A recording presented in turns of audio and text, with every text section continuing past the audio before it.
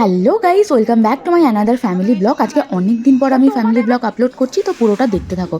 তো আজকে সকালটা আমার শুরু হয়েছিল বিটরুটের জুস দিয়ে, যেটা তোমরা জানোই আমি প্রত্যেক দিন সকালে খাই।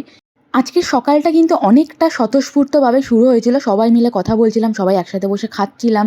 তো এখানে কিন্তু আমি বিটরুটের জুস খেয়ে কিন্তু দুটো ডিম সেদ্ধ নিয়েও বসে পড়েছি। তো এখানে কিন্তু গল্প করতে করতে আমরা খাচ্ছিলাম, অনেক মজা করছিলাম। তো যাই হোক, সকালবেলা উঠে কিন্তু আমার প্রতিদিনের একটা রুটিন থাকে যে আমি সকালবেলা উঠে ডিম সেদ্ধ খাই।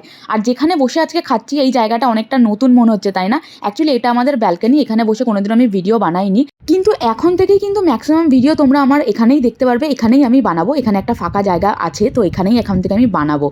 আর এখানে আমি জামা চেঞ্জ করে নিয়েছি, কারণ আমি কিন্তু ভিডিও বানাচ্ছিলাম, মানে রিলস বানাচ্ছিলাম, তাই জন্য আমি জামা চেঞ্জ করে নিয়েছিলাম। আর এই যে দেখতে পাচ্ছ, এই যে স্লাইডিং ডোরটা, এটা কিন্তু আমরা কালকে লাগিয়েছি।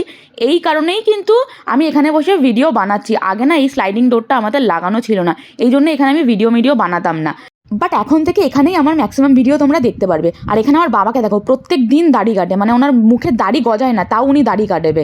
মানে কি এটাতে কি আনন্দ পাই আমি জানি না, নাকি টাইম পাস করে বলতে পারবো না। তো যাই হোক, বাইরে এসে দেখি মারাত্মক রোদ, আর এখানে দেখি মা, পিসি, কাকি সবাই মিলে গল্প করছে। আমি ওদের কাছে গিয়ে গল্প করতে গিয়ে দেখি ওরা আমার বিয়ে নিয়ে আলোচনা করছে, মানে আমার বিয়ে ওরা নাকি দেবে। এটা শুনে তো আমার হাত দেখো পুরো কেটেই গেছে। মানে না, এই হাতটা আমার কেটেছে আজকে সকালের বিটরুটের জুস মানে বানাতে গিয়ে। আমি আমলকি কাটতে গেছিলাম আর বটিতে আমার হাত কেটে গেছে, জানো। তো যাই হোক, আমি আর আমার দুঃখের কথা আর কি বলবো তোমাদের। আর এখানে আমার বাবাকে দেখো, দাড়ি কাটা হয়ে গেছে, এবার বিড়াল কুকুর নিয়ে পড়েছে উনি। মানে উনি বাইরে বেরোলে দেখো সব বিড়াল কুকুরগুলো ওনার সাথে সাথেই ঘুরে বেড়ায়। তো তারপরে কিন্তু আমি ঝটপট করে ঘরে এসে জামা চেঞ্জ করে নিয়েছিলাম। আমার কিন্তু আজকে সকালেই স্নান হয়ে গেছিলো।